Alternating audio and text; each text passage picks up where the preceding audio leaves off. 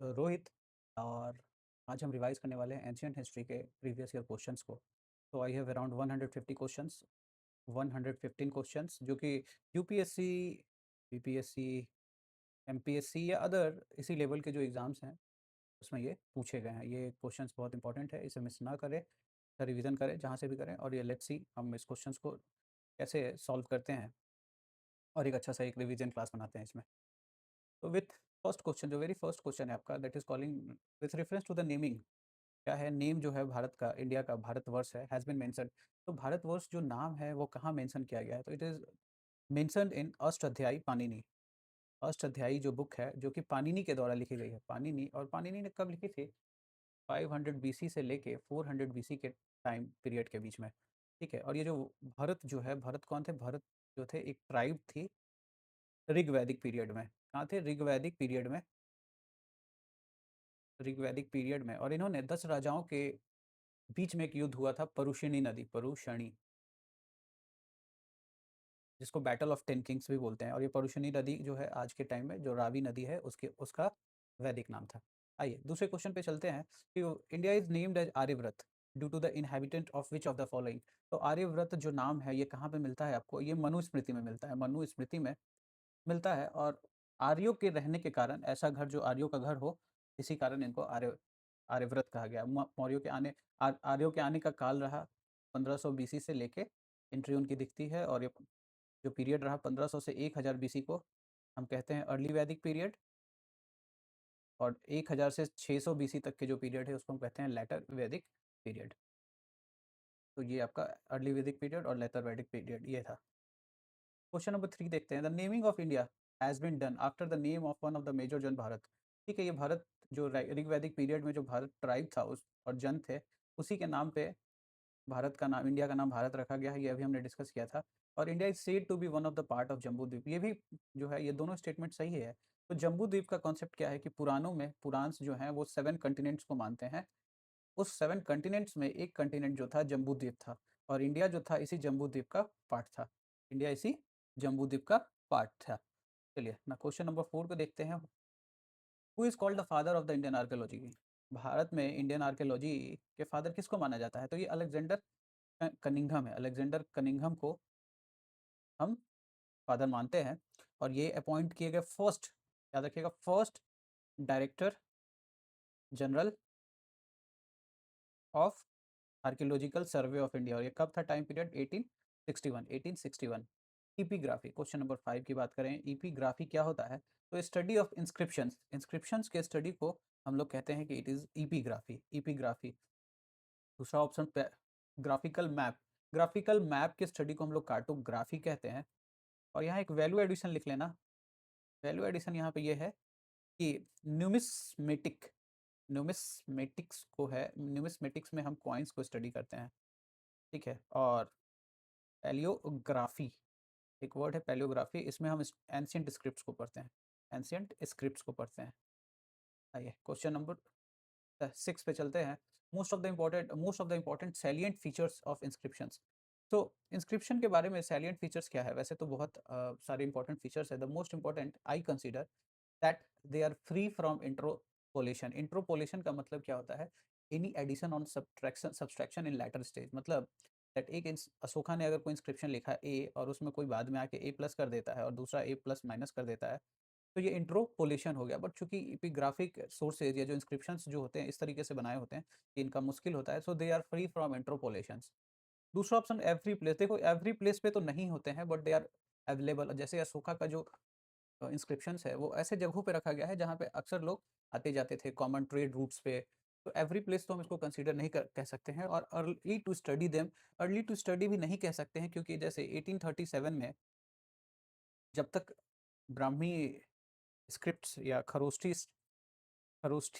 Script को हम नहीं पढ़ पाए थे, तब तक हम लोग अशोका के इंस्क्रिप्शंस को डिसाइफर नहीं कर पाए थे। तो यहाँ पे उपयुक्त जो आंसर होना चाहिए, they are free from the interpolation. ठीक है। Which of the following fall in the category of commercial inscription? Commercial inscription क्या होता है? वैसे इंस्क्रिप्शन या वैसे कुछ खुदी हुई मोहरें जो आपको यूज किया जा सकते हैं कमर्शियल ट्रांजेक्शन के लिए। तो इंडस वैली के जो सील थे, इंडस वैली का जो सील था, that was being used for transaction, business transaction. और ये जो था this is some sort of also inscription. कैसे इंस्क्रिप्शन होता था? एक आयताकार है या फिर एक गोलाकार है और जिसके ऊपर वन हॉर्न बुल बना हुआ है, ठीक है, या वन हॉर्न बुल बना हुआ है या फिर any other some sort of science, तो it shows some sort of inscriptions. ठीक है, तो यहाँ पे अब ये इसका करेक्ट आंसर यही होना चाहिए और यही है। ठीक है, क्वेश्चन नंबर 8 को देखते हैं। Dash was an early example of एक इंस्क्रिप्शन इन संस्कृत। तो संस्कृत में जो अर्ली या अर्लीस्ट आप कह सकते हैं, तो 150 बीसी में वेस्टर्न क्षत्रप रूलर जो हुए, जिनका नाम हुआ रुद्रदामन। क्या हुआ? रुद्रदामन। रुद्रदामन ने जूनागढ़ रॉक इंस्क्रिप्शन खुदवाई और ये संस्कृत लैंग्वेज में थी। और इसमें विषय वस्तु क्या था? तो इसका विषय वस्तु था सुदर्शन लेक डैम के रिपेयर के रिलेटेड था, जिसका निर्माण चंद्रगुप्त के टाइम में हुआ था, चंद्रगुप्ता के टाइम में हुआ था। और रुद्रदामन ने उसका रिपेयर करवाया था without imposing any additional tax, no additional tax. ठीक है, क्वेश्चन नंबर 9 को देखते हैं। The Lumbini pillar inscription of Ashoka. Ashoka जो थे एक महत्वपूर्ण राजा रहे, कहाँ से? ये मौर्यन डायनेस्टी के एक महत्वपूर्ण किंग रहे, मौर्यन डायनेस्टी के। ठीक है, और इन्होंने एक रॉयल कमेमोरेटिव इंस्क्रिप्शन लुम्बिनी में लगवाया। कब? जब वो धम्म यात्रा पे लुम्बिनी गए। जब वो लुम्बिनी गए, और लुम्बिनी क्या था? लुम्बिनी जो है बर्थ प्लेस रहा, birth place of Lumbini is birth place of Mahatma Buddha. Mahatma Buddha was founder of Buddhism, founder of Buddhism. यहाँ पे ये इसमें इन्होंने और क्या किया? लुम्बिनी इंस्क्रिप्शन से हमें इंफॉर्मेशन मिलती है कि वहाँ के टैक्स को उन्होंने 1/8 कर दिया था, 1/8 कर दिया था, which was earlier mostly 1/3। Which of the following is not correctly matched. ये अच्छा इंपॉर्टेंट क्वेश्चन है। इसमें कुछ इंस्क्रिप्शंस के नाम दिए गए हैं। ठीक है, थोड़ा बहुत भी अगर कुछ इन्फॉर्मेशन हो आपकी इसके बारे में तो ये हेल्प करेगा आपको। तो हस्ती गुम्फा जो इंस्क्रिप्शन है, हस्ती गुम्फा इंस्क्रिप्शन जो है, it says that it is related to the Kharavelas, it is related to the Kharavela ruler और it was after the Mauryan period. और हस्ती गुम्फा जो एरिया है that is related in Odisha. ठीक है, देवपड़ा नहीं है, ये देवपाड़ा है। देवपाड़ा जो इंस्क्रिप्शन है बंगाल में, it is related to the Vijay Sen is a Sena dynasty ruler, Sena dynasty ruler. ठीक है, यशोधर्मन, ये गलत हो जाता है और ये यही पूछ रहा था। तो यशोधर्मन से रिलेटेड एक इंस्क्रिप्शन तो मिलता है जो, लेकिन उसका नाम है मंदसौर इंस्क्रिप्शन, मंदसौर इंस्क्रिप्शन। ये मंदसौर इंस्क्रिप्शन क्यों फेमस है? क्योंकि यहाँ पे हून किंग मिहिर कुल के हारने की बात लिखी गई है, मिहिर कुल डिफीट होने की बात लिखी गई है। प्रयाग प्रशस्ति, ये तो सबको पता है कि प्रयाग प्रशस्ति जो है हरिसेन के द्वारा चंपू काव्य में समुद्रगुप्त के बारे में लिखा हुआ है, हरिसेन के। और नासिक इंस्क्रिप्शन जो है गौतमीपुत्र संस्करणी से रिलेटेड है। तो यहाँ पे जो करेक्ट आंसर है, यहाँ पे ये Deopara inscription is nowhere related to the Yashodharman. आइए नेक्स्ट क्वेश्चन को देखते हैं। इलाहाबाद इंस्क्रिप्शन। ठीक है, इलाहाबाद इंस्क्रिप्शन जो हम बात करते हैं तो दिस इज बेसिकली समुद्रगुप्त के बारे में हरिसेन के द्वारा लिखा हुआ इलाहाबाद इलाहाबाद प्रयाग प्रशस्ति है, जिसमें वो समुद्रगुप्त के कनक्विस्टो को मेंशन करता है। अहियोल इंस्क्रिप्शन जो है, it is related to the Aihole inscription is related to the Aihole inscription is related Aihole inscription जो है आपका depicts the name of Kalidas, depicts the name of Kalidas. क्या है? अहियोल इंस्क्रिप्शन में रवि कृति नाम के एक कवि हुए, इन्होंने अपनी तुलना जो है उन्होंने कालिदास से की। तो ये वही बी जो है, बी का 4 होना चाहिए। ठीक है, भिटारी इंस्क्रिप्शन, भिटारी जो इंस्क्रिप्शन है, ये भिटारी इंस्क्रिप्शन जो है, this is related to the Samudragupta victory over Huns, Samudragupta victory over Huns. और उदयगिरी जो उड़ीसा में है, इसका संबंध जो है चंद्रगुप्त विक्रमादित्य से है। तो यहाँ पे जो करेक्ट ऑप्शन हो जाएगा, दिस इज 3 4 1 2। इसको फिर से आप देख लेना, but this is the correct जो मैंने आपको बताया, 3 4 1 2। खरोष्टी स्क्रिप्ट, खरोष्टी स्क्रिप्ट की बात की जा रही है कि widely used in which region. तो खरोष्टी जो स्क्रिप्ट है, it is during the time of Ashoka that we found the evidence of Kharoshthi scripts, and that was the just script of the people who came from the Greek या from the outer region who during the time of Ghananand और चंद्रगुप्त मौर्य जो थे उस time में वहाँ पे settle हुए थे। तो यहाँ पे जो नॉर्थ वेस्ट पाकिस्तान का रीजन है, this is related to the Kharoshthi script. Kharoshthi script पढ़ने वाले पहले जो हुए 1837 में जेम्स प्रिंसेप हुए, जेम्स प्रिंसेप। और जेम्स प्रिंसेप ने जब पहली बार पढ़ा तो उन्होंने बोला कि ये जो देव नाम प्रिय जो लिखा हुआ है basically it is for Ashoka, Ashoka. ठीक है, next question, which of the following scripts written from right to left. तो राइट टू लेफ्ट जो है खरोष्ठी लिखा जाता है, वहीं देवनागरी जो है लेफ्ट टू राइट लिखते हैं आप। Then who deciphered the Brahmi and the Kharoshthi scripts. देखो दोनों क्वेश्चन में ब्राह्मी भी उन्होंने पढ़ा और खरोष्ठी भी, तो इसमें आप किसका नाम लिखेंगे, इट इज 14 का डी, जेम्स प्रिंसेप्स, जेम्स प्रिंसेप्स ने किया था। ठीक है, और ये कैलकाटा मिंट, कैलकाटा मिंट में एक ऑफिसर थे, कैलकाटा मिंट में एक ऑफिसर थे। Got it. ठीक है, और वो फिर आगे आपको जो मैं बताया कि ये देवनामपुरी जो वर्ड है ये अशोका के लिए यूज किया गया था। आइए क्वेश्चन नंबर 15 को देखते हैं। क्वेश्चन नंबर 15 कह रहा है कि the Brahmi script was first deciphered by later. हमने अभी तक देखा था कि ब्राह्मी स्क्रिप्ट जो था इट वाज जस्ट 1837 में जेम्स प्रिंसेप जो कि कैलकाटा मिंट में काम कर रहे थे, उन्होंने इसकी खोज की थी। And it was written on stone tablets, stone tablets. और इसके बाद उन्होंने कहा कि ये देवनाम प्रिय जो है ये किसके लिए यूज हो रहा है, this is for Ashoka, this is for Ashoka. Again repeated questions, natures देखेंगे। The first scholar who read Ashokan edicts, question number 16, और ये किसके द्वारा, James Prinsep. Again it was 1837, Calcutta mint से रिलेटेड ये प्री अशोकन, प्री अशोका, अशोका के जो पहले के जो ब्राह्मी स्क्रिप्ट आपको मिले हैं वो कहाँ मिले हैं, वो कहाँ से मिले हैं।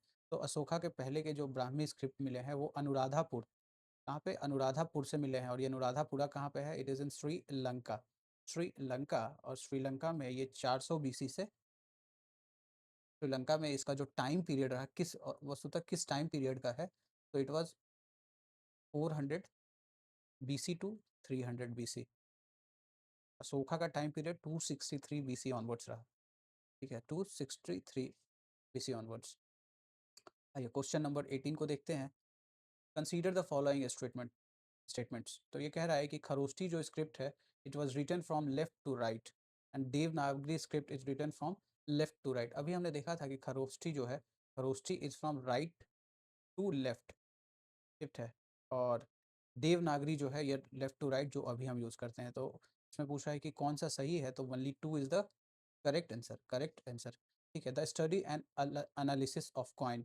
तो कॉइन के स्टडी को हम लोग कहते हैं न्यूमिसमेटिक। क्या कहते हैं, न्यूमिसमेटिक। ठीक है, न्यूमिसमेटिक, न्यूमिसमेटिक्स। ठीक है,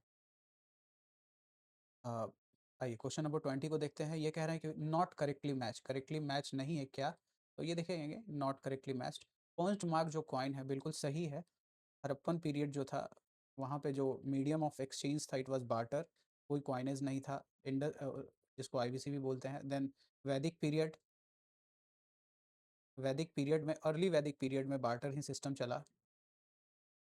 लेटर वैदिक पीरियड में कुछ कॉइनेज टाइप के तो नहीं थे बट कुछ डेवलप तो हो रहे थे, मतलब यू कैन से कुछ मेटल्स जो थे यूज़ हो रहे थे बट कॉइनेज तो नहीं था बिल्कुल। तो ये पहला जो कॉइन हमें मिलता है it was punch marked coins, जिसको हम लोग पान और कर्स पान कह रहे थे, पान और कर्स पान। ठीक है, यही डॉक्यूमेंटेशन है इसका।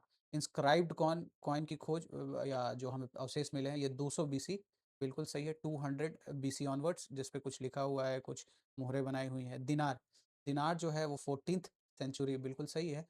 फोर्थ सेंचुरी सॉरी, ये फोर्थ सेंचुरी गुप्ता पीरियड्स के जो कॉइन्स थे वो दिनार थे। और जीतल, तो ये 16 सेंचुरी नहीं, दिल्ली सल्तनत पीरियड में, दिल्ली सल्तनत पीरियड में सिल्वर, सिल्वर का जो कॉइन था उसको हम लोग टंका कह रहे थे, और कॉपर का जो था वो जीतल था, जीतल। और ये किसके टाइम में था, ये इल्तुतमिश, इल्तुतमिश के टाइम का था।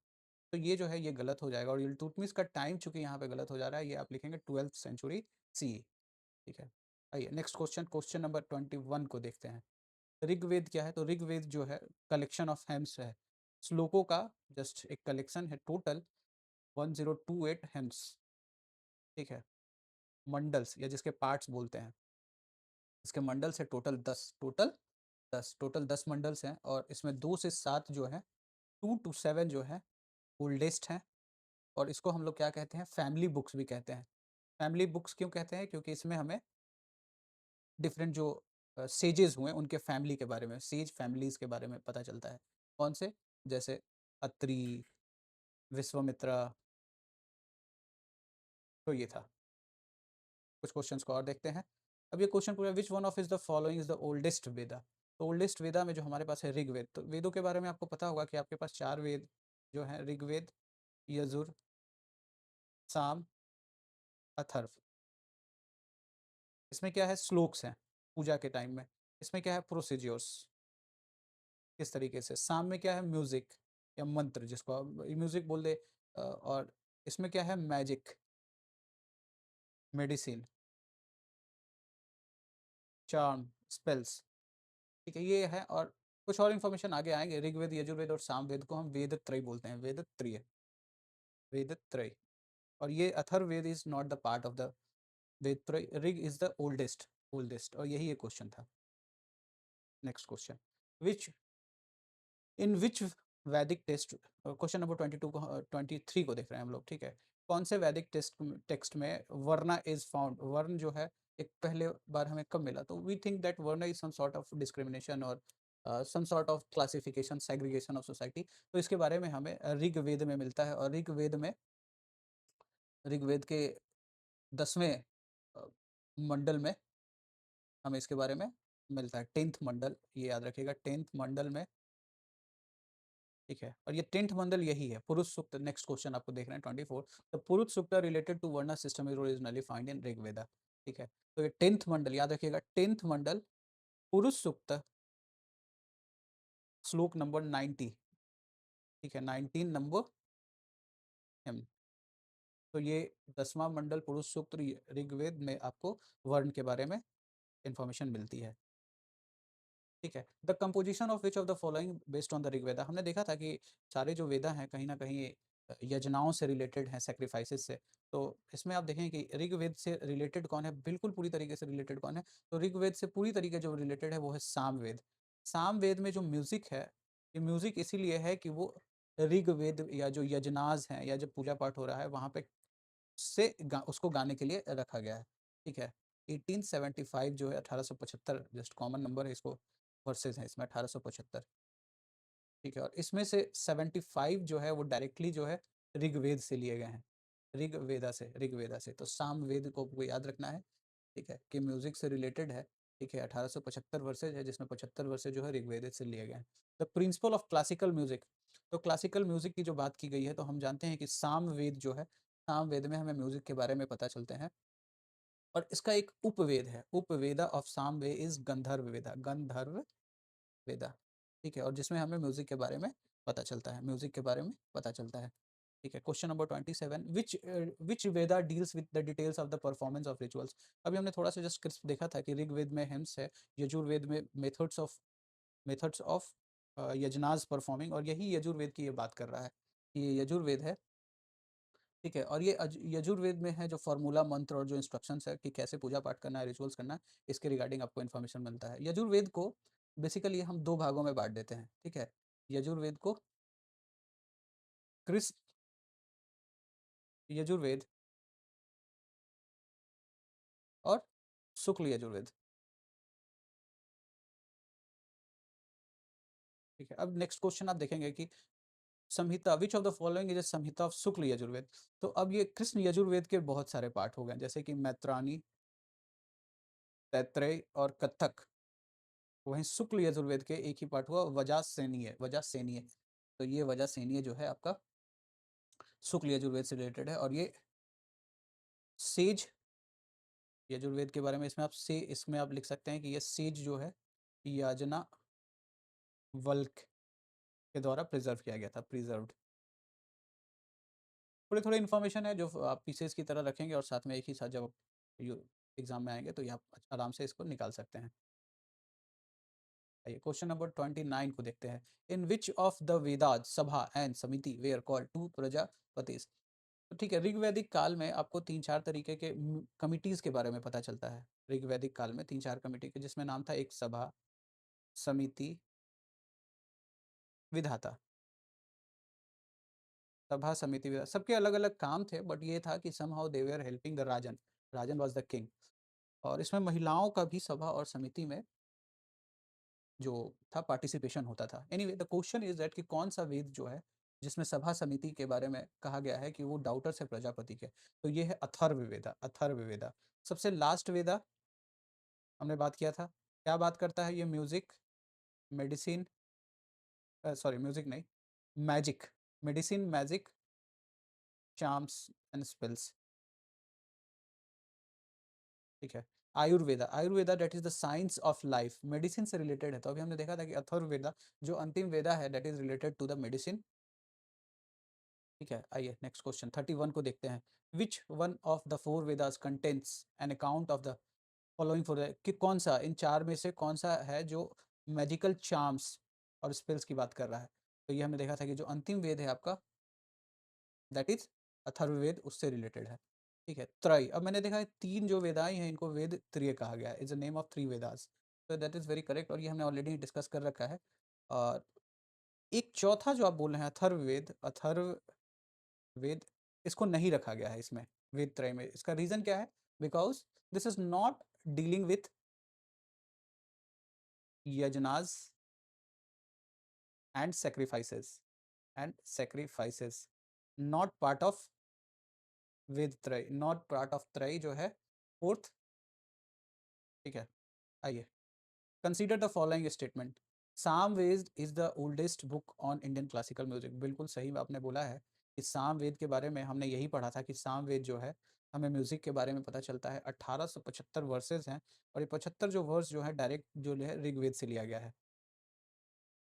ठीक है, और इट हैज़ 1549 वर्सेस। अब ये जो है कहीं कहीं पे ये 1549 वर्सेस को भी सही माना गया है। ठीक है, तो ये क्वेश्चन आपका यहाँ पे डाउटफुल है but I consider option one, option one is the correct because बहुत सारे सोर्सेज में मुझे 1549 कहीं नहीं मिला और मुझे मिला 1875। और मोस्ट ऑफ द जो वर्सेज हैं इसमें दे आर सप्त स्वर म्यूजिकल नोट्स में लिखे हुए हैं, म्यूजिकल नोट्स में लिखे हुए हैं। आइए नेक्स्ट क्वेश्चन को देखते हैं कि there are the following statements. There are total 40 mandals, 40 mandals हैं यजुर्वेद। तो यजुर्वेद के बारे में अभी आपने ये देखा कि यजुर्वेद में क्या है, यजुर्वेद में मेथड्स है, मेथड्स है और यजुर्वेद में टोटल 40 मंडल्स हैं और ये करेक्ट स्टेटमेंट है।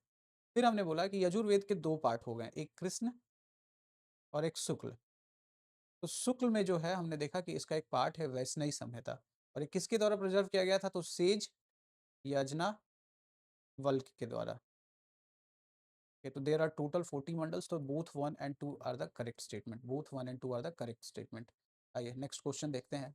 Match the following, question number 35 की बात हम कर रहे हैं और इसमें ये कह रहे हैं कि अथर्ववेद जो है वो क्या कर रहा है?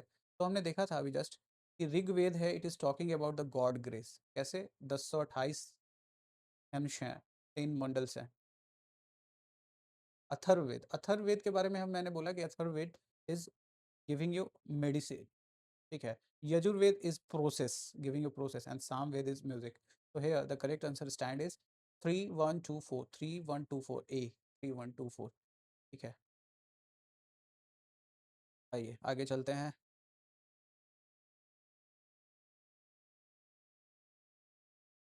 क्वेश्चन नंबर 36 कह रहा है कि वेद हैं और उनसे रिलेटेड ब्राह्मण्स हैं। वेद के जो पार्ट हुए वो ब्राह्मण्स हुए,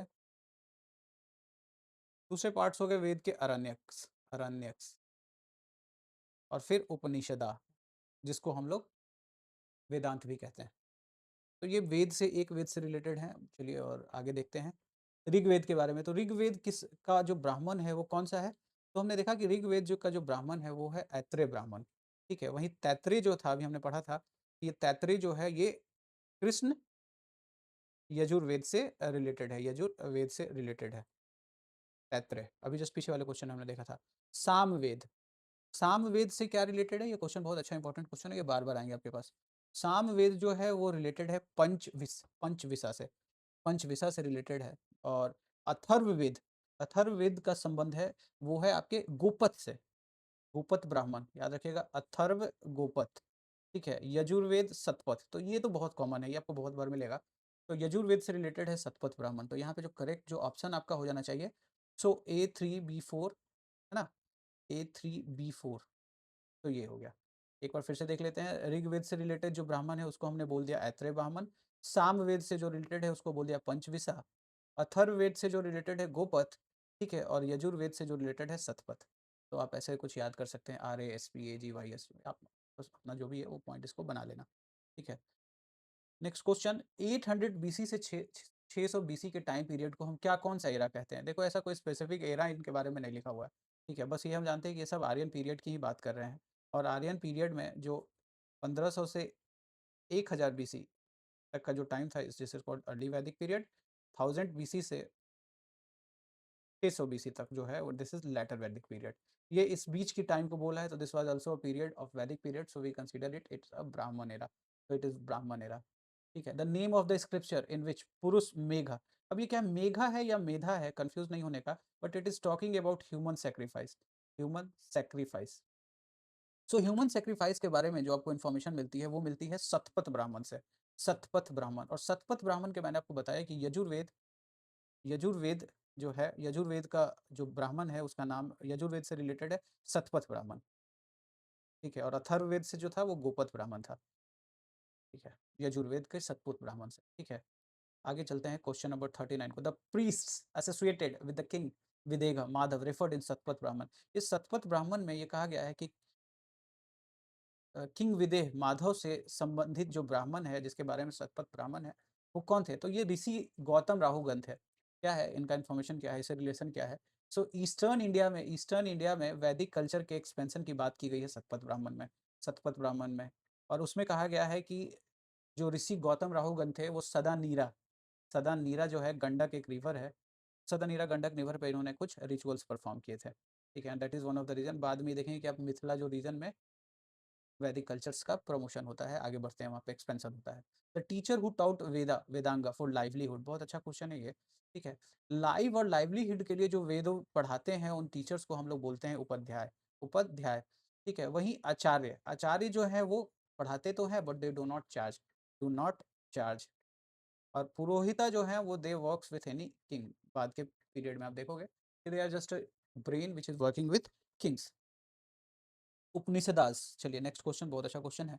कह रहे हैं कि उपनिषदास और बुक ऑन, उपनिषदास और basically book on philosophy, philosophy what philosophy, philosophy जब ये आत्मा की बात करते हैं, आत्मा प्लस ब्रह्मा की बात करते हैं, so it is different, it is different from your Vedas which talks about yajnas, yajnas are sacrifices which we do to appease the god, which we do to appease the god, ठीक है।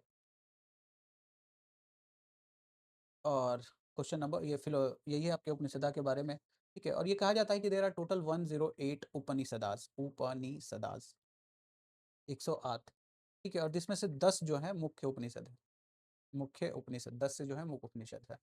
आइए question number 14, which of the following Veda literature talks about salvation, ये salvation की बात जो है ये उपनिषदा ही करता है। और उपनिषदा में भी एक मुक्तिका उपनिषद है, मुक्तिका, मुक्तिका उपनिषद है जो डिफरेंट टाइप ऑफ साल्वेशन की बात करता है, डिफरेंट टाइप ऑफ साल्वेशन की बात करता है, ठीक है। The famous dialogue between Nachiketa and Yama, तो नचिकेता और यम के बीच की जो बात है वो कौन से कठोपनिषद में मिलती है? कठोपनिषद में, ठीक है, कठोपनिषद में। यम कौन थे? यम जो थे वो लॉर्ड ऑफ डेथ है, ठीक। और इससे ये जो नचिकेता है डिस्कस करती हैं, डिस्कस करता है लाइफ के बाद जो है लाइफ कैसा डेथ के बाद लाइफ कैसा होगा, life after death, life after death, ठीक है। तो कठोपनिषद का संबंध जो है वो नचिकेता और यम से है। कठोपनिषद, कठोपनिषद का जो है संबंध यचिकेता, नचिकेता और इनसे है। आइए क्वेश्चन नंबर आगे वाले क्वेश्चंस को देखते हैं हम लोग। अगेन क्वेश्चन नंबर 44, 44 में कहता है कि Nachiketa legends find mention in, हमने देखा था कि नचिकेता के बारे में जो हमारे पास जो कहानी है वो बेसिकली कठोपनिषद में है, जिसमें लॉर्ड यम से वो बात करती है कि लाइफ, बात करता है life after death. King Ashwapati, ठीक है, किंग अश्वपति जो थे वो कहाँ के राजा थे? तो they he was the king of Kekaya, Kekaya, Kekaya जो था पंजाब रीजन में था। कहाँ पे था? पंजाब रीजन में। और इनके जो विज़डम की बात की गई है किसके? अश्वपति के, वो छंदोग्य उपनिषद में, छंदोग्य उपनिषद में। आइए वेयर द वर्ड सत्यमेव जयते, सत्यमेव वो जो वर्ड जयते जो लिखा गया है, ये मुंडको उपनिषद से लिया गया है। कहाँ से लिया गया है? मुंडको उपनिषद से लिया गया है और इसको 26 जनवरी 1950 को सत्यमेव जयते को नेशनल एम्ब्लम बनाया माना गया है। ठीक है। The legend of Jabala which challenges the stigma of being an unmarried mother is mentioned in. तो जबाला से जो है इसमें आपको सत्य काम जमाल जवाला के बारे में है और ये है इसमें आप देखेंगे कि it is related to the Chandogya Upanishad. Chandogya Upanishad, ये कंफ्यूज नहीं करने का है कि ये जबाला उपनिषद से, इट इज छंदोग्य उपनिषद। और यहाँ पे जो गौतम सीज गौतम थे, उन्होंने इनको जबाला को एक्सेप्ट किया था एज अ डिसिपल। इसकी कहानी है। Question number 48, which of the following is correct in order of वैदिक। तो वैदिक लिटरेचर का जो ऑर्डर है उसमें सबसे पहले क्या लिखा गया? तो सबसे पहले वैदिक संहिता लिखे गए। बहुत बढ़िया। वैदिक संहिता क्या होते हैं? जो आपके वेदास थे। इनके बाद क्या लिखे गए? वैदिक संहिता के बाद इनके ब्राह्मण्स लिखे गए, इसी के पार्ट्स। और फिर उसके बाद क्या लिखे गए? अरण्यक्स। अरण्यक्स क्या थे? जो जंगल में लिखे गए थे, फॉरेस्ट में लिखे गए थे। और देन लास्ट उपनिषद, जिसको हम लोग बोलते हैं कि इट इज ऑल्सो द, तो क्या वेदांतास, इसको वेदांतास। और इसमें हम क्या बात करते हैं? इसमें हम बात करते हैं साल्वेशन की। इसमें हम फिलोसफिकल बात करते हैं, फिलोसफिकल की, फिलोसफिकल बात, आत्मा, ब्रह्मा, इन सब के बारे में बात करते हैं। तो ये करेक्ट आंसर है वैदिक लिटरेचर का, यही है। वैदिक संहिता सबसे पहले आए, 4 वेदास, फिर उसके ब्राह्मण, फिर अरण्यक, फिर 108 उपनिषदास। ठीक है। द मनुस्मृति, देखिए मनुस्मृति जो है किससे डील करता है? तो मनुस्मृति जो है it is dealing with the, Manusmriti is dealing with the law. Social order से मत डील करना बात, क्योंकि ये कंफ्यूज करने के लिए है। ठीक है। लॉ के बारे में, लॉ के बारे में डील करता है। ठीक है। और इसको जो है, इसका जो कंपोजिशन हुआ था 200 बीसी से लेके 300 एडी के बीच में हुआ था। 200 बीसी से 300 बीसी के बीच में हुआ था। और इसको इंग्लिश में ट्रांसलेट किया, याद कीजिएगा, इंग्लिश में ट्रांसलेट किया गया सर विलियम जोन्स के द्वारा। सर विलियम जोन्स ओरिएंटलिस्ट हुए और उन्होंने लिखा कोड ऑफ जेंटू लॉज। ठीक है। एनीवे आगे चलते हैं। द फर्स्ट लॉ मेकर, तो फर्स्ट लॉ मेकर कौन था? हम इसी मनुस्मृति की बात कर रहे थे। So it was the Manu. ठीक है। एक और चीज याद था, ये मनु स्मृति में ही ये जो आर्यव्रत जो है, आर्यव्रत पहली बार यूज हुआ। ठीक है। In which language, question number 51 की देखते हैं, बात करते हैं। In which language was the Shrimad Bhagavad Gita originally written. तो श्रीमद् भागवत गीता जो है it was written in the Sanskrit. कौन से लैंग्वेज में? संस्कृत में लिखा गया था।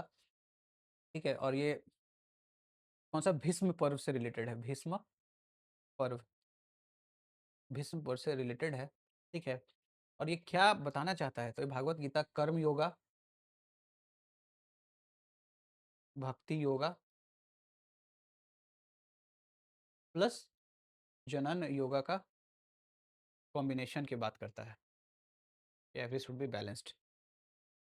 Originally the Mahabharata was known as, Mahabharata को ओरिजिनली हम किस नाम से जानते थे? तो महाभारत को जो हम हमेशा जानते थे जय संहिता के नाम से। जय संहिता लिखा किसके द्वारा गया था? वेद व्यास। सेज जो है व्यास के द्वारा लिखा हुआ था, सेज व्यास। ठीक है। तो इसमें 24,000 वर्सेज हैं, 24,000 वर्सेज हैं। आइए question number 53, Ramayana considered as the oldest epic, Adi Kavya was written by Valmiki. ठीक है। सेज वाल्मीकि के द्वारा रामायण लिखा गया था। बहुत सही है। Divided into 7 कांड्स। बहुत बढ़िया। बाल, अयोध्या, अरण्य, किष्किंधा, सौंदर्य, योद्धा एंड उत्तरा। बहुत बढ़िया। सुंदर कांड कह रहा है, Sundar Kand is biggest among all the kands जो भी थे, इवेंट्स थे, उसमें सुंदर कांड क्या सबसे बड़ा कांड था? क्या? नहीं, सुंदर कांड नहीं, इट इज द बाल कांड। बाल कांड जो था बिगेस्ट कांड था। और जो स्मॉलेस्ट जो था वो था किष्किंधा। किष्किंधा। ठीक है। किष्किंधा इज स्मॉलेस्ट और लार्जेस्ट जो था वो बाल कांड था। ठीक है। तो यहाँ पे जो करेक्ट आंसर है 1 एंड 2। पुराणों की संख्या, पुराणों की संख्या जो है टोटल 18 पुराण है। ठीक है। 18 पुराण है।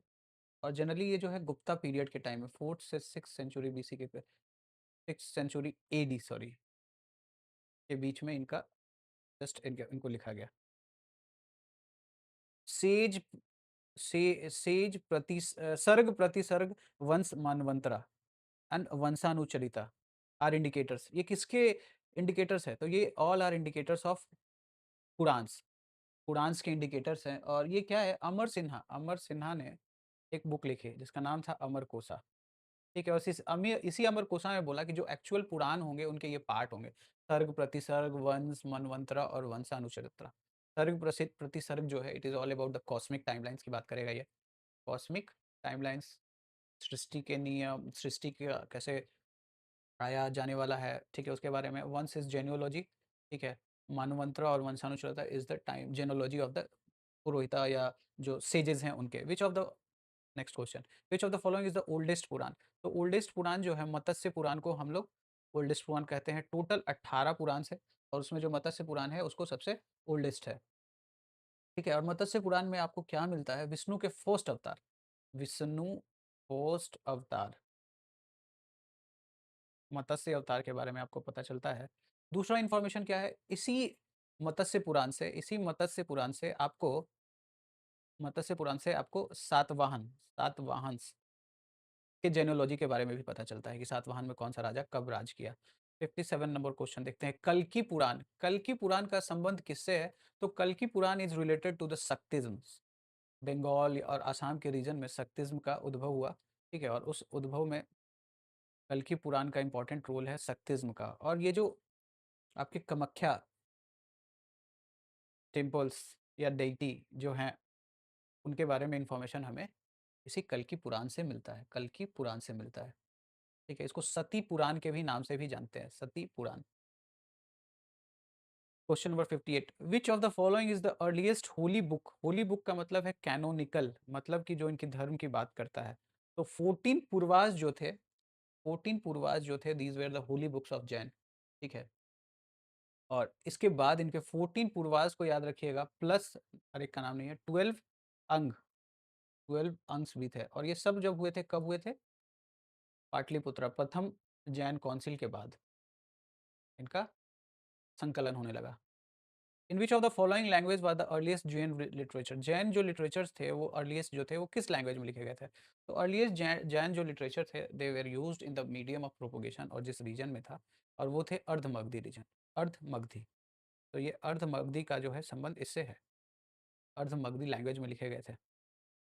इसमें कुछ और इन्फॉर्मेशन आप ऐड कर सकते हैं अर्धमगधी के अलावा, कि बाद में श्वेतांबर और दिगंबर में इनमें क्या कहते हैं ये चेंज हो गए, ठीक है। तो श्वेतांबरों ने जो अगम्स लिखे, अगम्स उनका कैनोनिकल बुक हो गया, ठीक है। वो श्वेतांबर्स जो थे उन्होंने अर्धमगधी में लिखा, अर्धमगधी में, ठीक है। और दिगंबर्स जो थे वो संस्कृत पे स्विच ओवर हो गए थे। Now which one of the following is not part of the early Jain literature? Jain literature के पार्ट नहीं रहे, तो थेरी गाथा जो है it is not the part of early Jain literature. Basically it is a Buddhist literature, Buddhist literature, ठीक है, Buddhist literature. और ये खुद्दक निकाय से इसका संबंध है।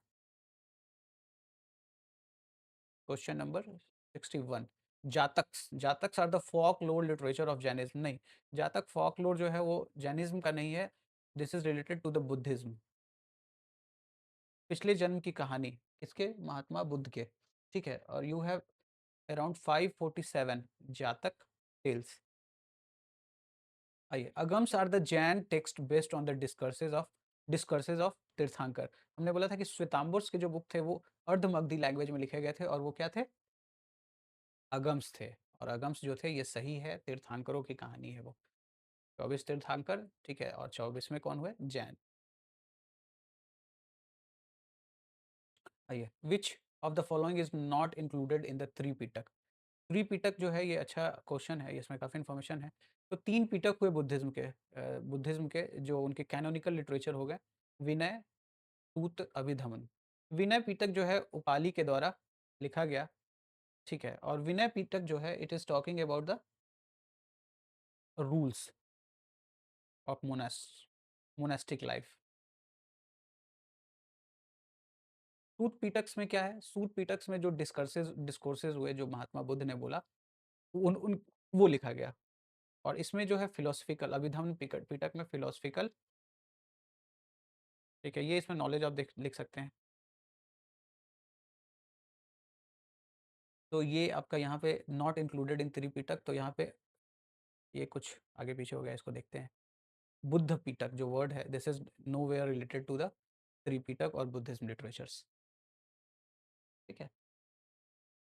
Which of the following Buddhist text contains the rule of monastic life, हमने बोला कि विनय पिटक जो है उपाली के द्वारा लिखा गया था और मोनेस्टिक रूल की बात करता है, ठीक है, और ये था विनय पिटक, यही क्वेश्चन था।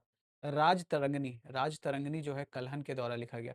तो राज तरंगनी जो है बेसिकली स्ट्रीम या रिवर ऑफ किंग्स के बारे में कल्हन लिखते हैं, कश्मीर में रहे ये, और इन्होंने लिखा, क्या लिखा, with which of the following associated with, तो it is related to the history of Kashmir, history of Kashmir, history of Kashmir से इनका संबंध है, और इन्होंने कब लिखा था? 12th सेंचुरी में,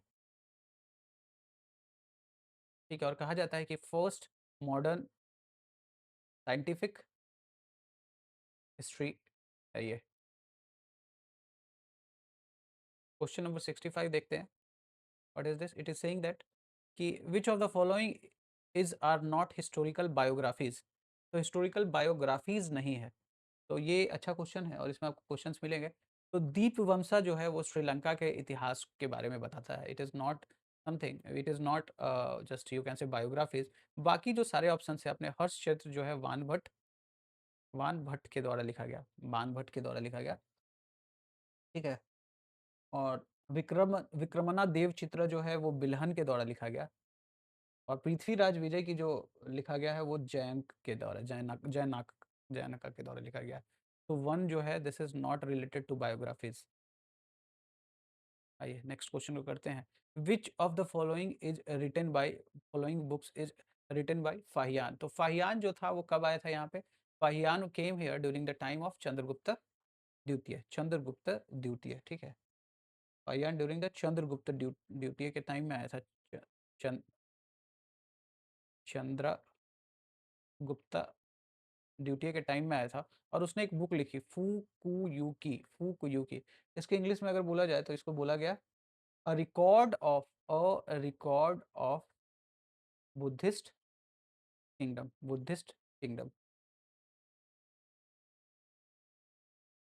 ठीक है। तो ये दोनों जो है ये सही है, ठीक है, फू यू की या फिर उसका इंग्लिश नाम रिकॉर्ड ऑफ बुद्धिस्ट। तो both A and C are the correct option, ठीक है। बाद में हुएनसंग आएंगे हर्षवर्धन के टाइम में, और वो लिखेंगे रिकॉर्ड ऑफ इंग्लिश किंगडम, ठीक है। आइए, who wrote Periplus of the Erythraean sea. तो पेरी प्लस ऑफ अर्थेरियन के बारे में लिखा गया है कि ये अज्ञात किसी के द्वारा लिखा गया है जो हमें नहीं पता है।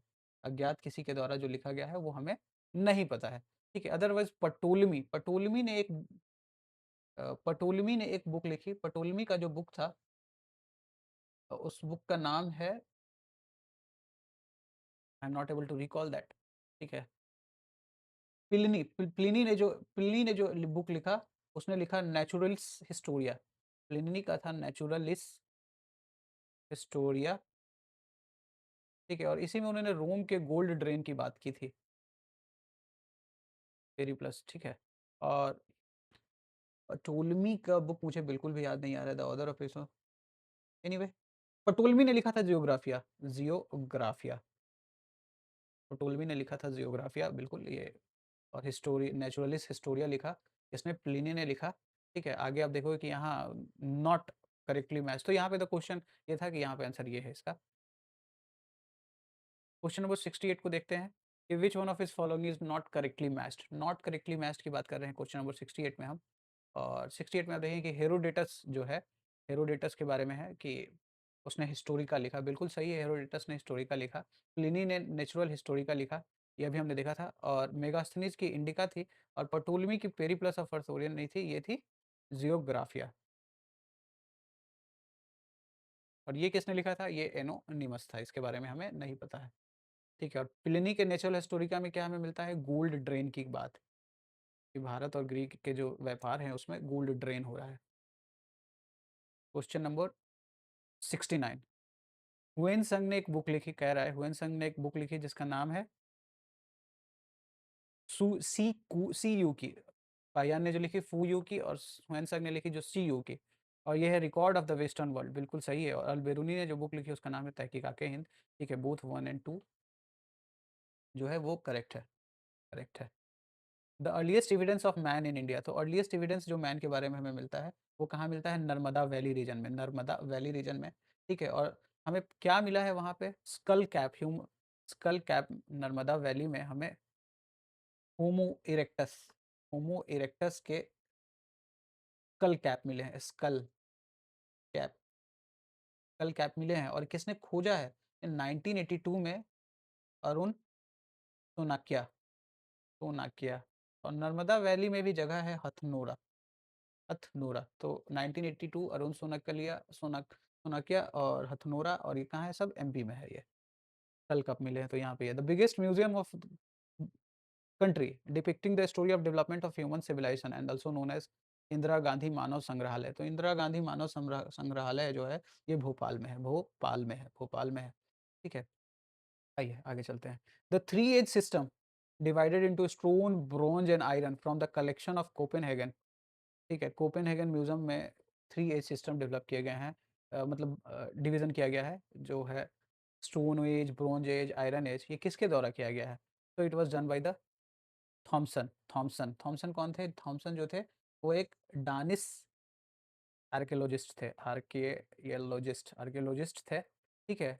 वहीं लुब्बुक जो थे उनका भी काम कुछ ऐसा था, इन्होंने डिवाइड किया, स्टोन एज को डिवाइड किया, स्टोन एज को डिवाइड किया। और स्टोन एज में इन्होंने बोला कि सबसे पहले पैलियोलिथिक आया, पैलियोलिथिक के बाद Mesolithic,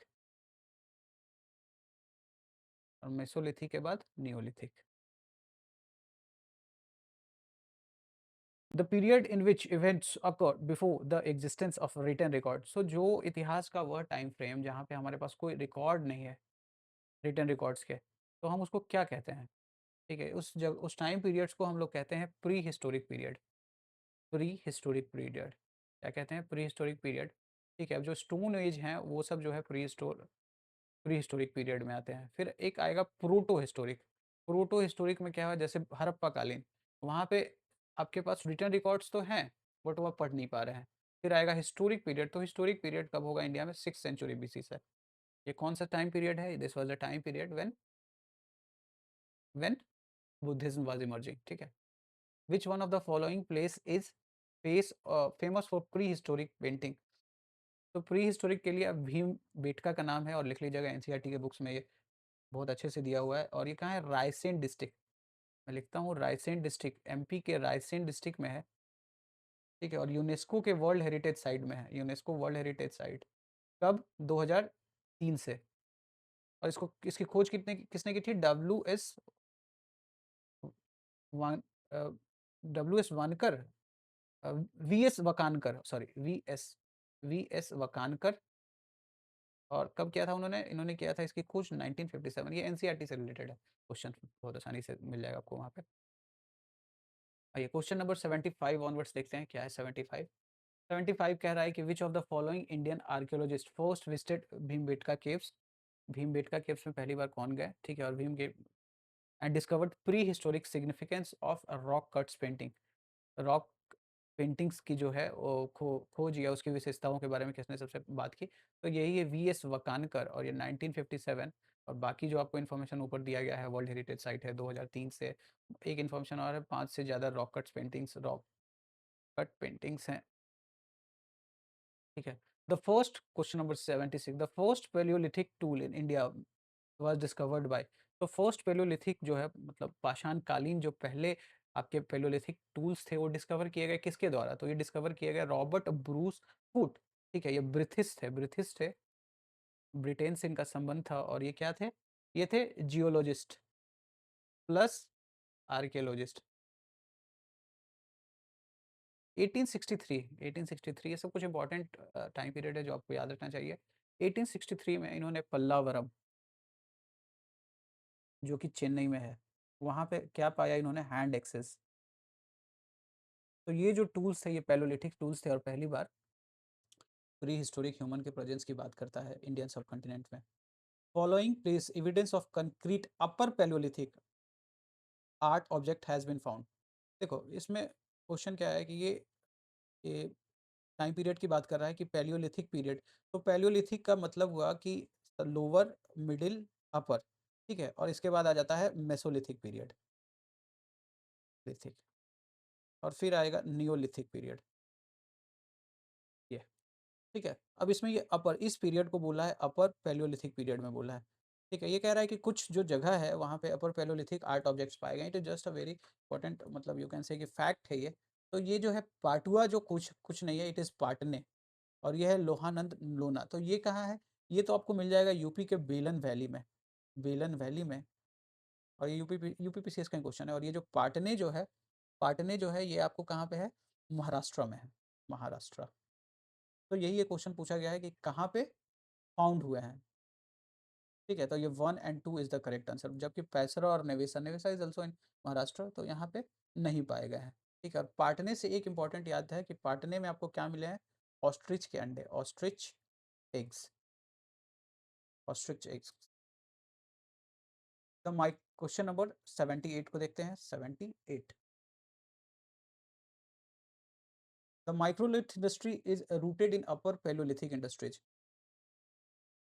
upper Paleolithic industries. The archaeological finding evidence continued from the upper Paleolithic into the Mesolithic, ठीक है।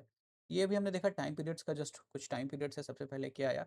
ये कह रहा है microlith industry rooted in the upper Palaeolithic industry. नहीं, माइक्रोलिथ जो है, माइक्रोलिथ्स की बात कर रहे हैं। तो माइक्रोलिथ्स क्या है? माइक्रोलिथ जो है छोटे छोटे स्टोन्स के टूल्स हैं, जो पीछे जो पैलियोलिथिक पीरियड है उससे छोटे हो गए, छोटे हो गए। और ये किससे संबंधित है? ये है मेसोलिथिक, मेसोलिथिक, ठीक है, मेसोलिथिक से संबंध है, ठीक है।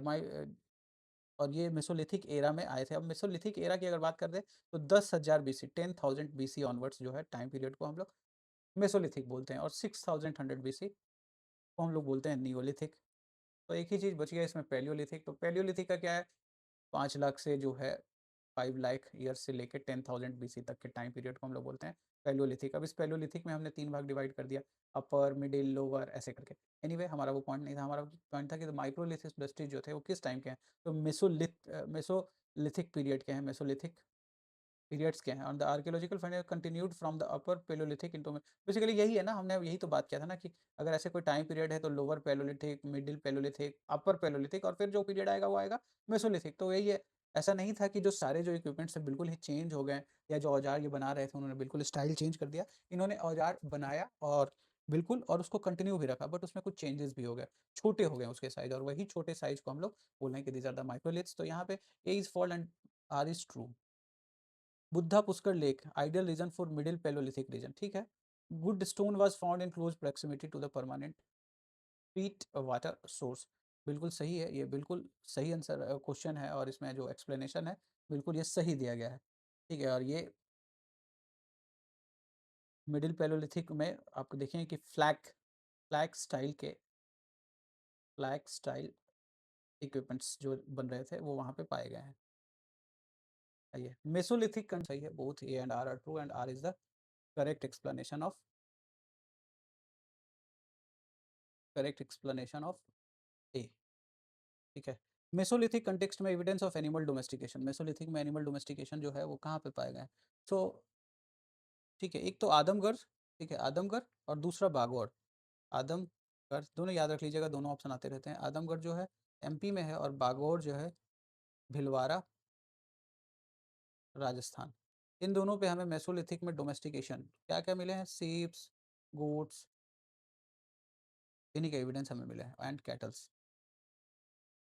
तो यहाँ पे आदमगढ़ जो है करेक्ट आंसर होगा। From which of the following sites bone implements, bone के जो इम्प्लीमेंट्स मिले हैं वो कहाँ से मिले हैं? तो इसमें महाधा और सराय नहरराय दोनों जगह से मिले हैं, कंफ्यूज नहीं होना है। बट यहाँ पे जो है सबसे ज़्यादा अगर मिले हैं कहाँ से, तो वो मिले हैं महाधा से, और इसी को आंसर कंसीडर किया है यूपीपीसीएस ने। और क्वेश्चन नंबर 82 को देखते हैं। 3 ह्यूमन स्केल्टन, मनुष्य के कंकाल में, मस्तिष्क का जो कंकाल है, सिंगल ग्रेव, 3 ह्यूमन स्केल्टन एक ही ग्रेव में पाए गए हैं। वो कहाँ पे पाए गए हैं? तो ये पाए गए हैं दमदमा में, दमदमा, ठीक है, दमदमा में पाए गए हैं। और दमदमा कहाँ पे है? ये उत्तर प्रदेश में है, ठीक है। यहाँ पे 41 ठीक है, ह्यूमन ग्रेव्स पाए गए हैं और इसी में एक ग्रेव में 3 ह्यूमन स्केलेटन्स पाए गए हैं। मतलब मास बरी की बात कर रहे हैं हम लोग, जिसको हम लोग बोलते हैं ट्रिपल बरियल। क्वेश्चन नंबर 83 को देखते हैं। कह रहा है कि which among the following provides evidence of domestication of animals in the Mesolithic periods. Mesolithic periods में एनिमल डिस्ट्रीब्यूशन तो मैं देखा है, एक तो हमारे पास आदमगढ़ था और दूसरा बागौर था। ठीक है, बागौर बागौर की खोज किसने की थी? जस्ट बी एन मिश्रा ने की थी, कोई जरूरी नहीं याद रखना इसको। ठीक है, 84 नंबर क्वेश्चन। 84 कह रहा है कि which among the following places gives the earliest evidence of agriculture. Bharat में या इंडियन सब कंटिनेंट में सबसे पहले एग्रीकल्चर के जो एविडेंस है वो हमें कहाँ से मिले हैं? सो मेहरगढ़, ये एनसीईआरटी का है और एनसीईआरटी में आपको मिलेगा ये। सो मेहरगढ़ का जो रीजन है which is located in the Kachi plain, Balochistan region में। ठीक है, और वहाँ पे हमें मिलता है earliest evidence of the agriculture. ठीक है, लिख देता हूँ मैं Mehrgarh, Mehrgarh, Kachi plain, Balochistan region, Balochistan region. और यहाँ पे हमें मिलते हैं एग्रीकल्चर और सेटल्ड लाइफ के अराउंड 7000 बीसी पुराने evidence. According to the excavated evidence the domestication of animal, तो डोमेस्टिकेशन ऑफ एनिमल जो है वो कब स्टार्ट हुआ था? तो it was during the 80 it was during the Mesolithic period. ठीक है, मेसोलिथिक टाइम में, और इसी टाइम में आप देखेंगे कि आग की भी, फायर की भी खोज हुई थी। ठीक है, from which of the following mesolithic sites charred and carbonized grains of wild rice, burnt clay, wattle and daub of wall huts discovered हुए? जस्ट अ फैक्ट्स है, इसमें अब कुछ नहीं है। चोपानी मंडू जो है, चोपानी मंडू से हमें एविडेंस ये मिले हैं। ठीक है, चोपानी मंडू से हमें ये एविडेंस मिले हैं। ठीक है, and it is located in बेलन वैली। अब ये बेलन वैली कहाँ है? तो बेलन वैली अब हमने पढ़ा था कि यूपी में है, यूपी में। ठीक है, क्वेश्चन नंबर 87, क्वेश्चन नंबर 87 को देखते हैं। कह रहा है कि बागौर, इसको थोड़ा ऊपर लेते हैं।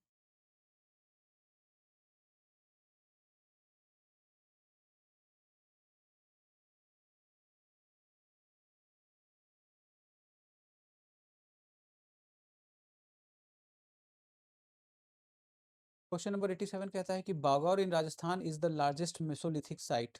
ठीक है, लार्जेस्ट मेसोलिथिक साइट्स की बात कर रहा है। बिल्कुल, बागौर का भी न्यूज़ हमने सुना था कि बागौर में क्या मिले हैं हमें? एनिमल डोमेस्टिकेशन के एविडेंस मिले हैं। तो दिस इज ट्रू। और Mehrgarh in Balochistan is the oldest neolithic sites in India. ठीक है, ये भी हमें कब मिले हैं? 7000 बीसी। तो ये सब एक बार आप जान लोगे तो गलत नहीं होगी। करेक्ट क्या है? Both 1 and 2 are correct, both 1 and 2 are correct. ठीक है, which sites provide the earliest evidence of domestication of animals? Earliest अभी हम देखा कि राजस्थान, बागौर और आदमगढ़ एमपी। ठीक है, यहाँ पे शीप्स, गोट्स एंड कैटल्स के बारे में हमें पता चलता है। तो यहाँ पे आपका 2 and 4 is the correct. Cultivation of cereals first started in, तो कल्टीवेशन कब स्टार्ट हुआ था? तो it was during the Neolithic period. कब स्टार्ट हुआ था? न्योलिथिक पीरियड में। और न्योलिथिक पीरियड का जो टाइम पीरियड रहा इंडियन सब कॉन्टिनेंट में 7000 बीसी। कहाँ पे? मेहरगढ़, मेहरगढ़। ठीक है, और इसी टाइम में स्टार्ट हुआ था। और सीरियल्स की जो बात की गई, हालांकि दूसरे कंटिनेंट्स में अलग अलग टाइम पीरियड्स रहे, बट ये रहे कि न्योलिथिक पीरियड को वी गॉर्डन सिल्डे ने कहा कि it is a revolution, Neolithic revolution, Neolithic revolutions. It's a Neolithic revolutions because human started cultivation, neolithic revolution because human started cultivations and this has changed the life of humankinds। ठीक है, question number 90 को देखते हैं कि which of the following sites has yielded skeleton of the dog along with the human skeleton in burial। ठीक है, दो नाम याद रखना है जम्मू एंड कश्मीर से, एक बुरजम और दूसरा है गुफ्रकाल। इन दोनों को नियोलिथिक साइट्स कहा जाता है, नियोलिथिक पीरियड के हैं। और इसमें आपको क्या मिलता है? एक तो पिट ड्वेलिंग, पिट में रहने के लिए ठंडी की जगह में, और बर्चम में आपको डॉग के साथ डॉग स्केल्टन मिलते हैं। ठीक है, क्वेश्चन आपके आगे आएंगे जो कहीं और देखने को नहीं मिलता है।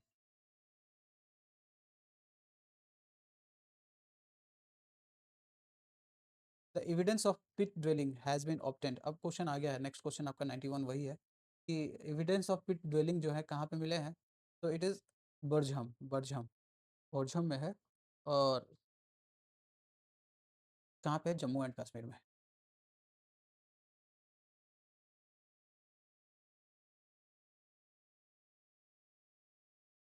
क्वेश्चन नंबर 90 कह रहा है कि from which rock shelter of Vindhyas a maximum number of human skeletons have been found.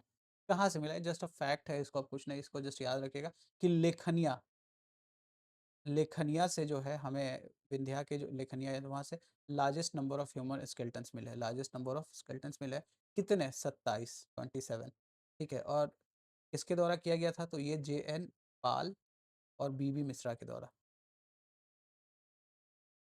Question number 93. The burying pit dogs in the graves of the master did not seem to be a practice with Neolithic in any part of India except, मतलब ये जो कुत्ते के साथ जो dwellings में जो मिले हैं कंकाल, वो एक एक आध जगह पे छोड़ के कहीं नहीं मिले हैं। वो कौन सा जगह है? कश्मीर। ठीक है। एस माउंड राख का टीला जो मिला है कौन से न्यूलिथिक साइट पे? तो ये है संगान कुल्लू, और ये कहाँ है? ये है कर्नाटका।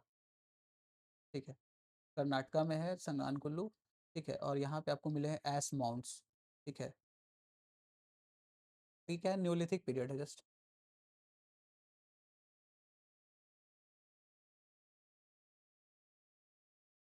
अब ये कुछ रीजन्स है न्यूलिथिक पीरियड्स के, और उसके बारे में लिखा हुआ है कि ये कहाँ से लोकेटेड हैं ये लोग, ये जगह कहाँ से हैं और कहाँ पे हैं। जैसे इसमें पूछा है कि कौन सही और कौन गलत है।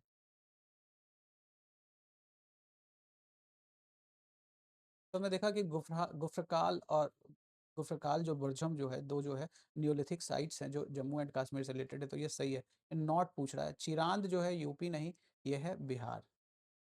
और पईमापल्ली जो है तमिलनाडु में है, और मेहरगढ़ जो है बलूचिस्तान, जिसको हमने अभी पढ़ा था कांची प्लेन में। Consider the following statement about the Neolithic people. Neolithic were never ventured far from this. बिल्कुल सही बात है। एग्रीकल्चर का तो इन्होंने डेवलपमेंट या करना सीख गए थे, बट फिर भी ये जो लोकेशन थी इनकी हिल्स के पास ही रहती थी, क्योंकि still they were using the tools made of stones. ठीक है, दे produced that was just enough for base subsistence. हाँ बिल्कुल सही है। ठीक है, तो ऐसा नहीं है कि वो शहर बना लिए या कहीं दूसरी जगह पे रहने लगे, बट वो जहाँ रह रहे थे वहीं रहे, बट वहाँ पे उन्होंने एग्रीकल्चर शुरू कर दी थी। तो बोथ 1 एंड 2 जो है is correct answer, correct answer. ठीक है, नेक्स्ट आगे क्वेश्चंस देखते हैं।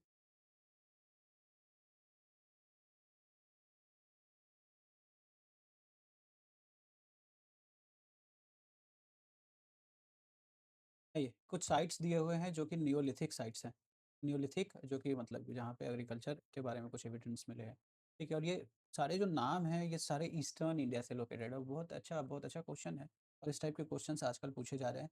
ठीक है, इसको जस्ट रट्टा लगाना है यहाँ पे कि पुथनूर जो है, ये पिथनूर, पिथनूर जो है वो किस कहाँ पे है? तो it is, Pithnur is in, just a minute I just change, let me just change this. तो Pithnur, it is in Meghalaya. Meghalaya, Puthnur is in Meghalaya. ठीक है, मेघालय में है। ठीक है, वैसे ही सरुतरु जो है it is in Assam, Assam. Sarutaru is in Assam. ठीक है, कूचई, कूचई जो है, कूचई जो है उड़ीसा, उड़ीसा, कूचई जो है उड़ीसा। और नापचिक जो है, नापचिक जो है मणिपुर, नाप मणिप, नाप मणिप यही है। और सरुतरु जो है वो आपने देखा कि आसाम में है, और पिथौर लगेटिन मेघालय में, और ये आप एनसीईआरटी में देखे हो पंडू राजान धिबी। ठीक है, ये कहाँ पे है? ये वेस्ट बंगाल में है। तो ये जो ऑप्शन होगा ए का 4, बी का 3, सी का 2, सी का 5, 2, 1, तो ये आपका करेक्ट आंसर है। जस्ट वेरी फैक्चुअल थिंग्स है, इसको दो भी नाम याद आ जाए, जैसे नापचिक मणिपुर, नापचिक मणिपुर, कूचाई उड़ीसा, कूचाई उड़ीसा, पांडु पांडु वेस्ट बंगाल। ठीक है, क्वेश्चन नंबर 98 को देखते हैं। Which one of the following period is also known as the chalcolithic periods. Chalcolithic periods की बात कर रहा है, तो कुछ नहीं है। चालकोलिथिक पीरियड जो है, अगर मेटल यूज की बात की जाए तो सबसे पहले जो हमारे पास जो मेटल यूज हुआ दैट इज ब्रॉन्ज एज। ठीक है, ब्रॉन्ज एज। अब हड़प्पा कालीन को 3500 बीसी से लेके आप कह दे 2000 बीसी तक के जो टाइम पीरियड को हम लोग कहते हैं, it was the bronze age civilisation. और ब्रॉन्ज एज के बाद जो दूसरी जो सिविलाइजेशन आती है जो कि कॉपर यूज कर रही थी, कॉपर। ठीक है, और ये कॉपर एज 2000 बीसी ऑनवर्ड्स जो आप देखेंगे, it was the copper age. The people who were using chalco coppers were the people of chalcolithic age, chalcolithic as.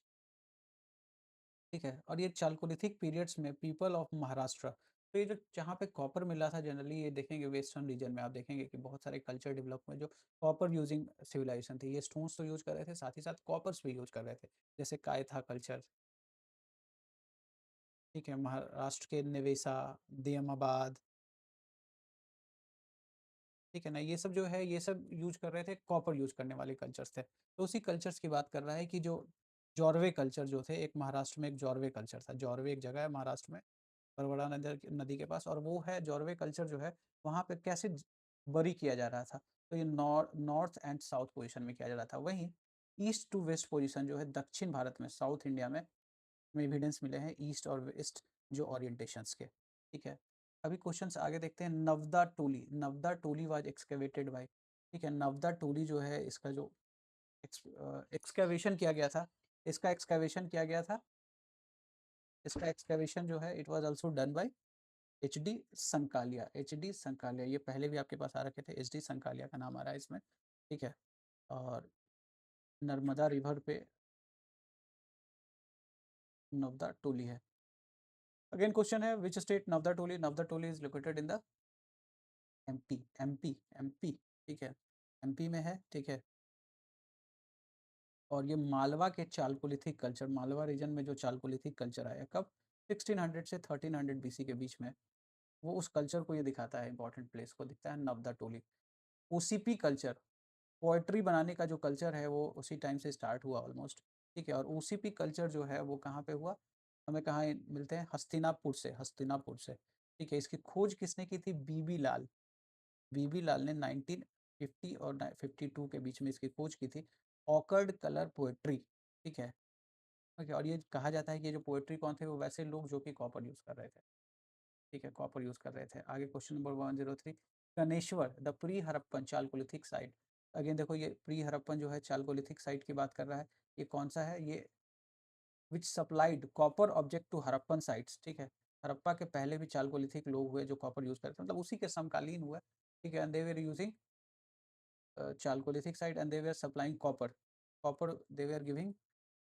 और ये कहाँ से रिलेटेड है, तो गणेश्वर जो था ये राजस्थान, सीकर डिस्ट्रिक्ट जो है, सीकर डिस्ट्रिक्ट से संबंध है। Which of the following cultures were the first to paint the pottery, pottery को फर्स्ट पेंट करने वाले कौन थे, ये है बी, चालकोलिथिक कल्चर के जो लोग हुए उन्होंने ही इसको पेंट करना शुरू किया। विच of the following Chalcolithic site does not fall in the Godavari, ठीक है। मैंने भी बोला था कि गोदावरी परवरा रीजन वाले में ज़्यादातर थे, और इसमें नवदा टोली जो अभी नाम आ रहा था आपके पास, हमने देखा था कि ये कहाँ पे था, तो नर्मदा रिवर, नवदा टोली जो था वो नर्मदा रिवर में था, और नर्मदा रिवर में और इसकी खोज की थी संकालिया ने।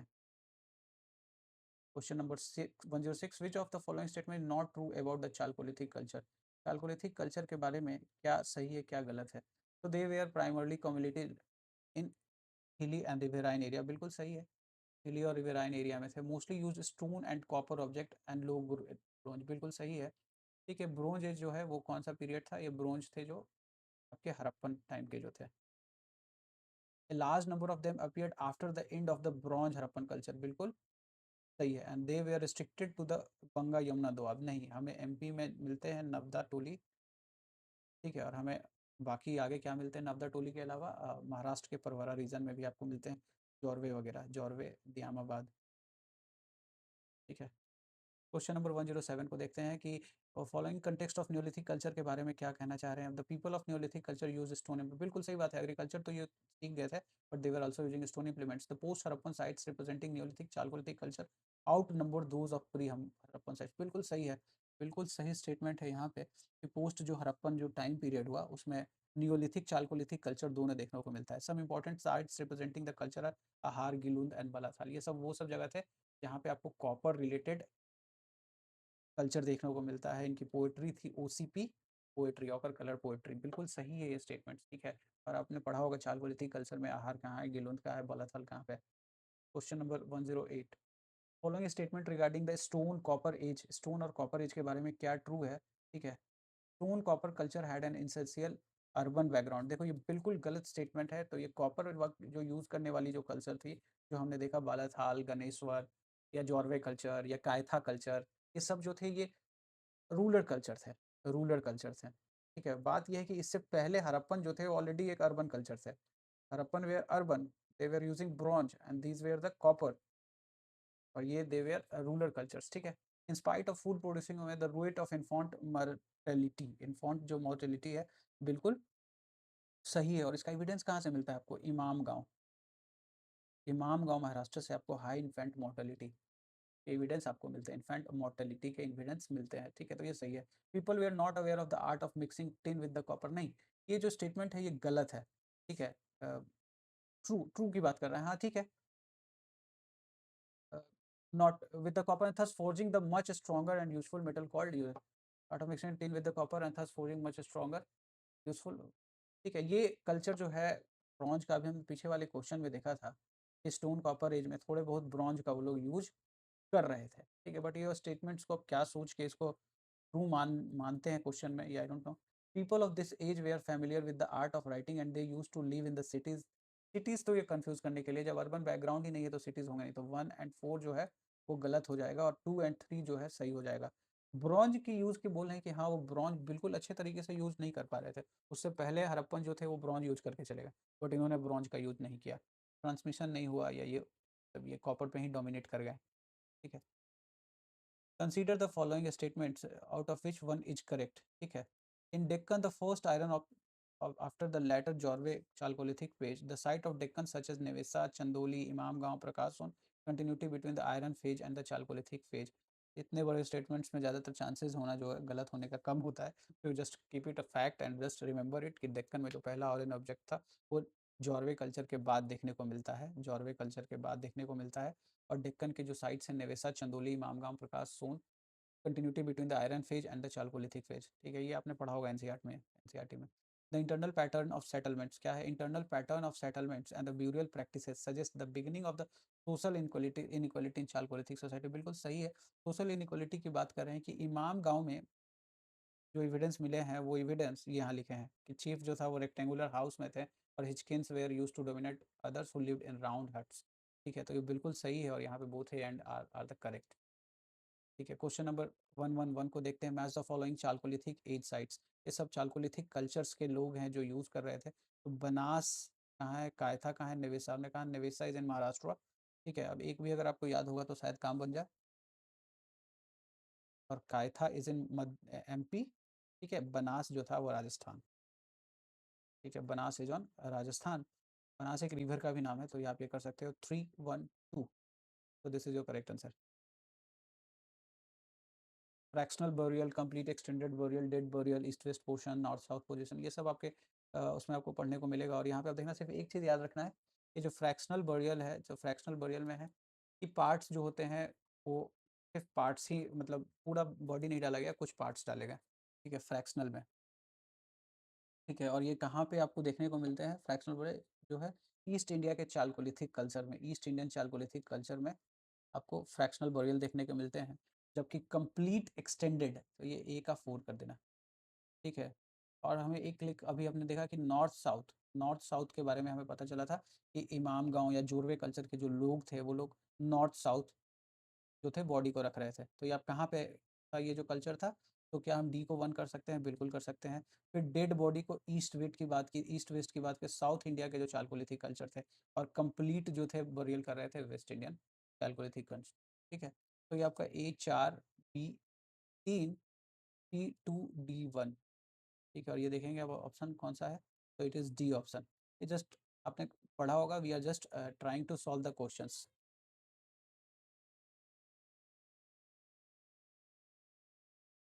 Megaliths, megaliths have been identified, तो मेगालिथ्स क्या थे? तो दक्षिण भारत में हमें कुछ अ, ऐसे लोगों के समूह के बारे में पता चलता है जो अपने बरियल साइट्स को आइडेंटिफाई करने के लिए अलग अलग तरीके के पत्थर लगा दिया करते थे। इस कल्चर को हम बोलते हैं मेगालिथ्स कल्चर, और ठीक है। और ये क्या थे? बरियल साइट से इनकी पहचान की जाती थी। और ये क्या लगाते थे? तो ये कुछ लगा दिया इस तरीके से बड़ा पत्थर, जिसको हमने बोल दिया डॉलमेन। फिर इन्होंने वो मेनहीर्स, इसके ऊपर एक और पत्थर लगा दिया मेनहीर्स, फिर इसके चारों तरफ से घेर दिया, ठीक है। ये सब डिफरेंट टाइप्स सिस्टम्स जो भी है वो आप देख लेना, I am not able to recall it. These were the megaliths peoples who were using, who were also using iron, megaliths people. जुलाई 2019 पुराने क्वेश्चन से expert visited for the first site documentation of megalithic sites. ठीक है, megalithic sites जो है बिहार में आप कहेंगे कौन सा, कैमूर डिस्ट्रिक्ट। यहाँ पे हमें पेंटिंग्स मिले हैं। ठीक है, पेंटिंग्स के भी मिले हैं मेसोलिथिक पीरियड्स के, और यहीं पे कहने की एक मेगालिथिक साइट्स है। ये consider the following statements about stone age. Stone age के बारे में क्या सही है? Different periods are identified on the basis of type and technology of state. यही तो हमने बोला था कि लगभग जो थे उन्होंने डिवाइड कर दिया पैलियो मेसो नियोलिथिक। कोई रीजनल वेरिएशन नहीं दिखता है, ये बिल्कुल गलत है। इतनी बड़ी कंट्री है जहाँ अलग अलग टाइप के लोग रह रहे हैं, बिल्कुल वेरिएशंस थे। और stone age cultures of different period evolve uniformly in a neat unilinear fashion. ये सब जो एक्सट्रीम वर्ड्स हैं इसको अवॉइड करना चाहिए। ये this is also a wrong thing. ठीक है, और यहाँ पे जो करेक्ट आंसर है आपका, there is only one, only one. तो ये दिस इज ऑल 150 क्वेश्चंस जो हैं हमने एंशियंट इंडिया के 115 क्वेश्चंस को कर लिए हैं। If you find this channel helpful, please visit again and share this channel with your friends. Thank you.